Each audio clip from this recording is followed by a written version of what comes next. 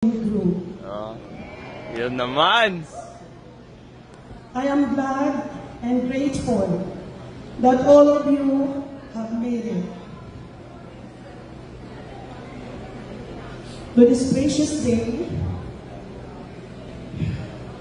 So you have been supporting and believing in my son and his wife. Today, we are witnessing one of God's blessings. The beautiful wedding of Rima and his lovely and beautiful wife, Maris.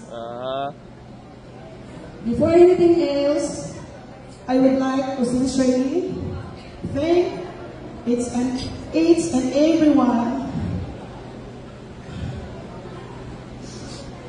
you who came to celebrate with us today. Your presence means so much.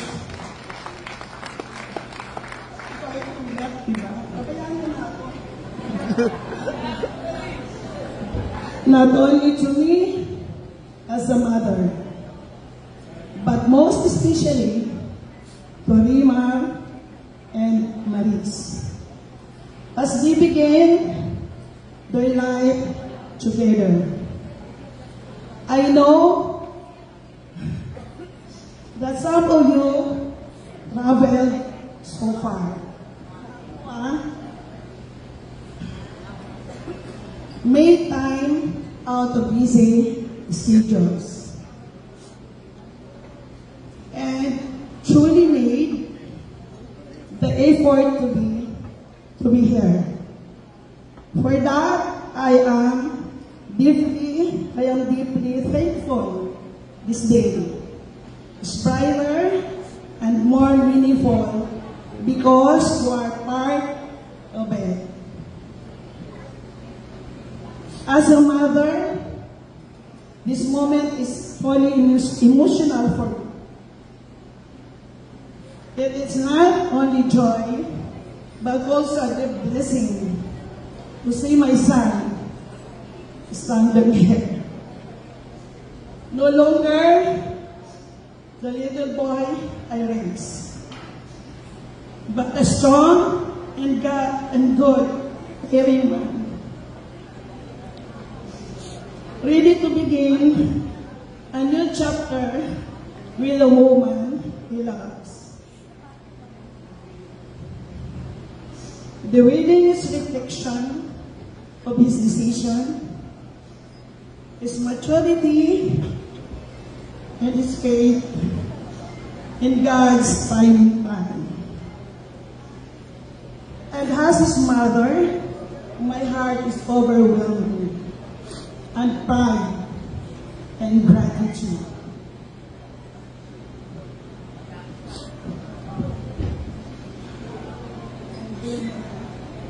Raymar, anak, I remember those moments when you first became a seaman. When you stepped on board and made your first fare. I will never forget the calls you made to me. Hearing your voice, fire, determined, made my heart ache. But at the same time, filled me with appreciation. You worked so hard to achieve your dream. And every sacrifices, you made me more proud.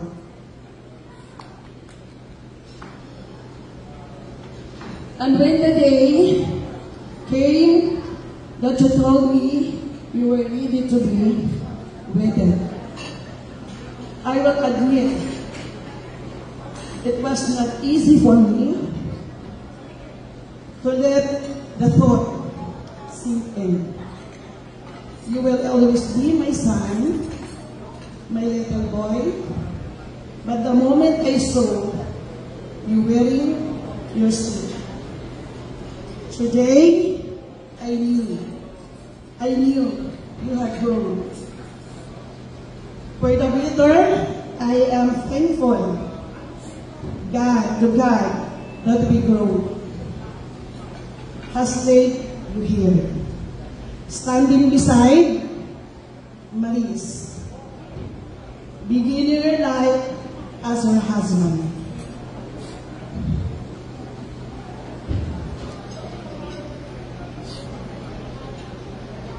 Maris,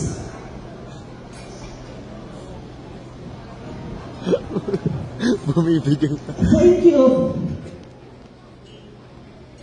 not only for loving Raymar, but also for showing kindness and care to me and our family.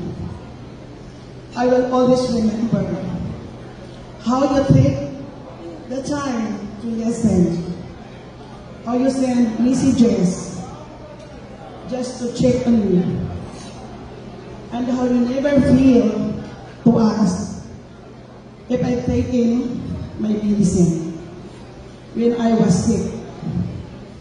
Those simple words of concern listen, small,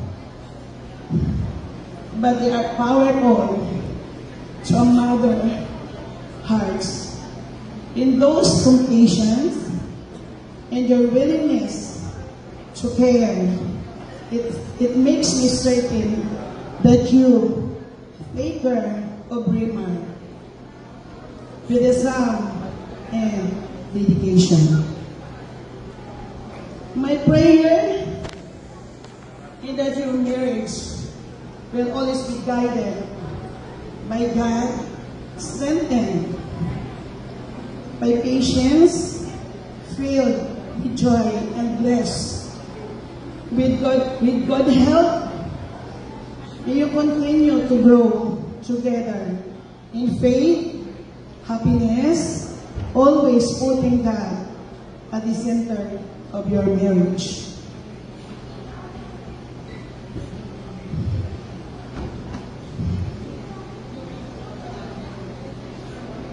And finally, Raymar and Maris, always remember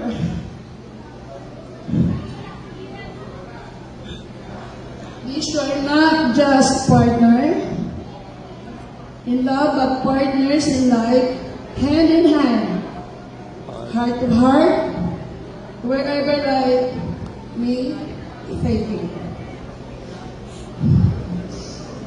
Know that you will always have a mother who prays for you and believes in you, and who loves you with all her heart.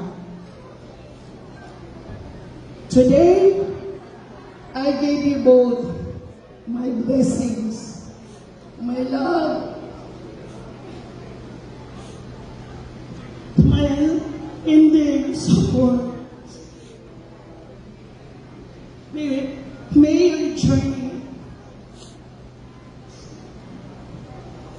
as husband and wife fulfill with peace, laughter, and God's eternal praise. Congratulations, Marisa and Raymar, mga anak. I love you always, and God bless. Thank you very much po, Mama Marimar. So, Elmer, do you want to say something? None.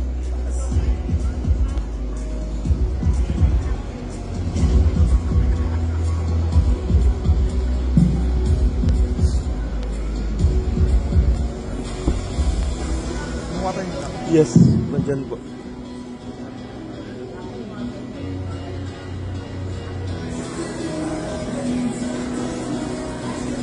Okay.